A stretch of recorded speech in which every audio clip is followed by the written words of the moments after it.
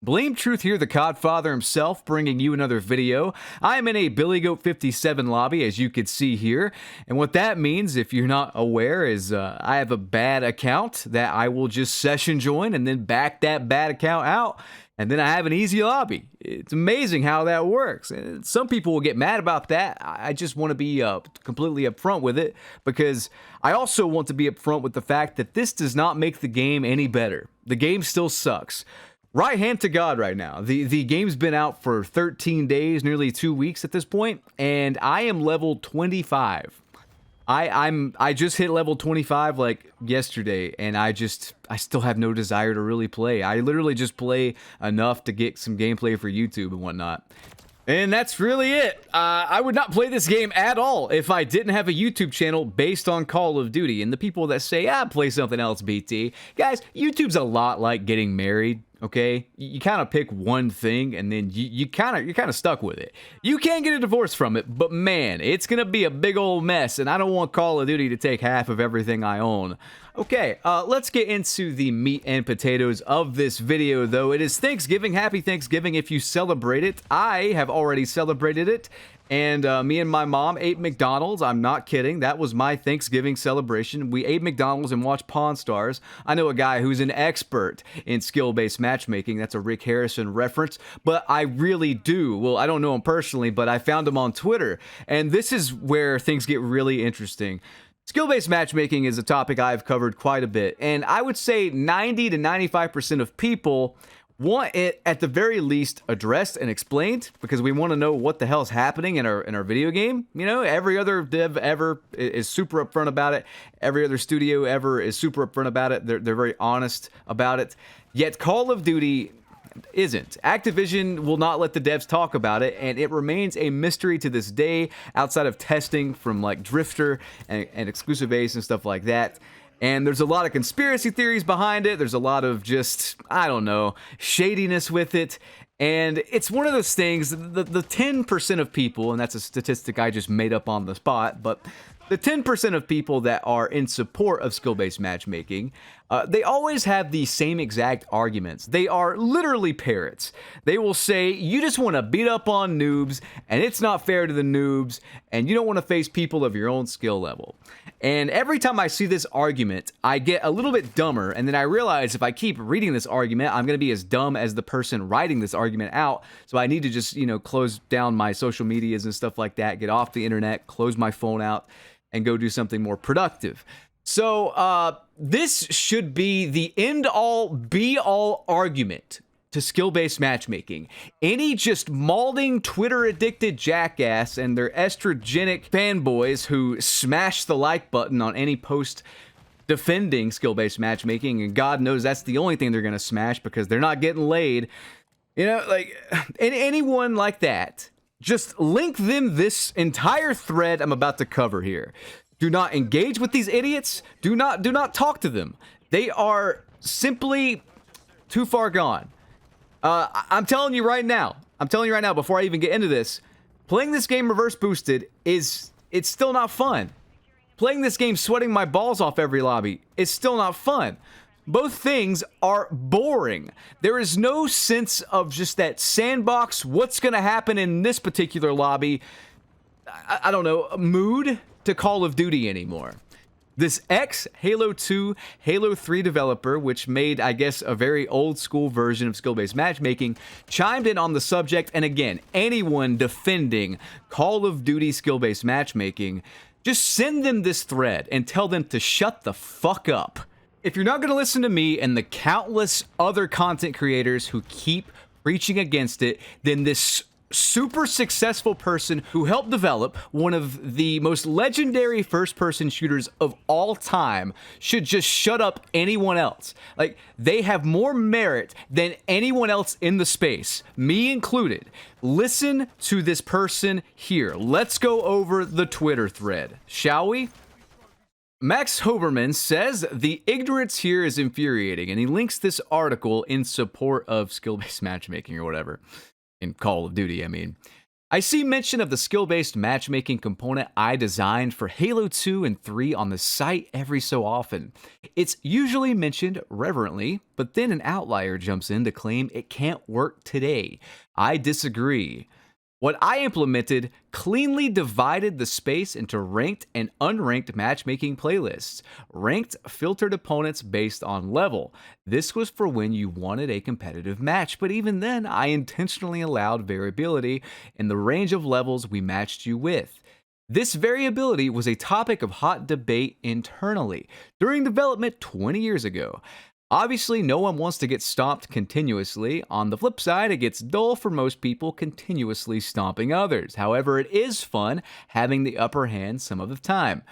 By intentionally allowing a range of skills to match together, we provided 3 experiences in ranked matchmaking: an easier one where you can kick butt, a harder one where you're likely outmatched, and an evenly matched one.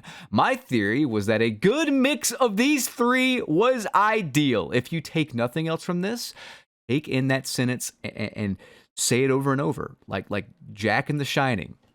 Why not always evenly match people, though? My reasoning was that these are actually the most stressful matches of the set.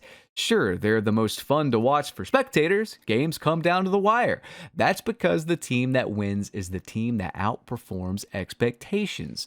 The failure of modern skill-based matchmaking, in my humble opinion, is that it's designed to maximize these perfect match scenarios and minimize the others. When it's working, a majority of games become super tight, super stressful. That's not fun for most players. Where's the variability? The system that I designed for ranked playlists ensured a healthy mix, and this is ranked, by the way. This isn't casual Call of Duty matchmaking. I've played Halo 2 and 3 back in the day. Sure, it sucks watching your favorite team get their butt kicked, but it comes full circle when they're the ones kicking butt. Throw in tight, evenly matched games every so often, and that's a ton of fun.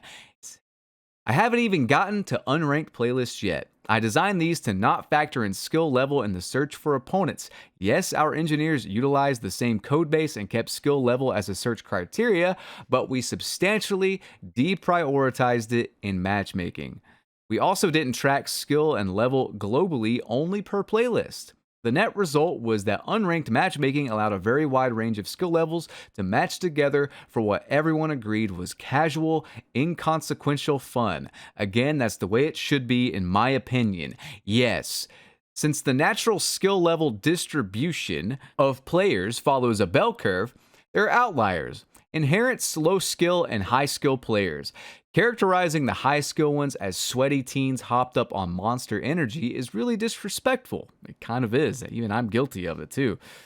Segregating high skill players from the population at large, forcing long wait times on them, is a form of discrimination. Designers should strive to find a way that players of all skill levels can have fun together. Casual, inconsequential, unranked matchmaking is one way. Oh, you mean the thing that brought Call of Duty to the goddamn dance and made it one of the most popular shooters of all time in the first place? Madness! Madness! But we're not done here. I dabbled with handicap settings and asymmetric game mode design as others. Game devs shouldn't take the easy way out and default to segregation, though. There's far more that can be done. Derogatory views like this among game devs is a cop-out and a disservice to players. Can anyone out there argue this? It's worded so perfectly, and it's actually bringing up points that I haven't even really thought of.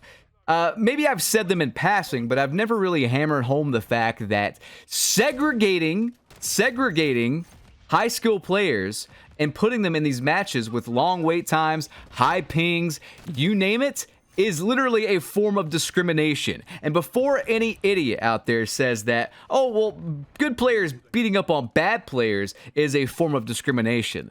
See, that's not, because the bad players can change that over time. The good players can never change their connection or their queue times or the people they come across in the game. It's out of our control. Yet bad players can always improve. Literally, just keep practicing at it if you really want to get better, and get better. Just recently, and this game has skill-based matchmaking too, but I got into Dead by Daylight, as you guys know. When I first started playing, I sucked. I was terrible. So I just had to grind and grind and grind until I got better. And now I have over 1,000 hours. I consider myself pretty good. I still have a long way to go though. There's still a lot I can improve on. That's the thing with modern day gamers, but not just modern day gamers, modern day people in general. Everyone wants this magic pill, this shortcut to achieve greatness. They think that going to the gym is just too hard. They don't have time to work out, but they want this dream body. So they'll just pop some roids, eat a couple of Steakums and some Hot Pockets, and then get a bunch of Bacne and then call it a day, you know, and then they'll die at like 28 or something. Am I wrong there? This is just a trend I've noticed with everyone nowadays. They want these things, but they simply don't want to work for them. Nobody wants to work for it anymore. You know, when I first started playing Call of Duty, when I first started playing it for YouTube or whatever, I noticed there were a lot of bad players on COD 4. I noticed I was pretty darn good, so I said to myself, I'm gonna help people get better. And a lot of people that were not very good and started out just doing terribly learned a lot from my videos. I can't even begin to count the amount of comments that came my way saying, hey man, I was like 0.7 KD, started watching your videos, watched what you did, watch what you're doing, and now I'm like 1.5 KD on the way to 2. You know? Where is that anymore? You never have to worry in modern day Call of Duty, especially. And what I mean by that is, if you're bad, guess what? Who fucking cares? Stay bad. You're in a protected lobby, unless I reverse boost into it, or Korean Savage reverse boost into like a girl in a wheelchair's lobby or something and then shits on them. But that's beside the point. The point is that you're protected. Like, imagine I told you that your life was protected. You could not die. Sounds pretty sweet, right? Sounds pretty sweet. After a while, you will notice that you're going to hate life because there are no stakes. What gives something value? Let's get a little philosophical here. What gives something value? Scarcity, right? The value of life is the fact that time is scarce. Our time alive is technically scarce. We know we have a finite amount of time. We know for sure we're going to die eventually, but we just don't know when. That creates value. We value our time and we do things that are very meaningful with our time. If you take the fear of death away from an individual, their life is going to have no meaning. It's going to be miserable. They are protected no matter what. No matter what they do, their performance in life is already chosen for them, basically. Going skydiving no longer has that thrill and that rush because there's no fear of death. Going hiking, there's no fear of a bear attack, so who cares, you know? Like, the point I'm trying to make with all this is that skill-based matchmaking is literally that. No matter how bad you do, it does not matter. You're going to essentially be either pushed up to a 1 KD, you're going to be put on a team of slayers that are going to carry you eventually if you do poorly. There's no reward for getting better, you know?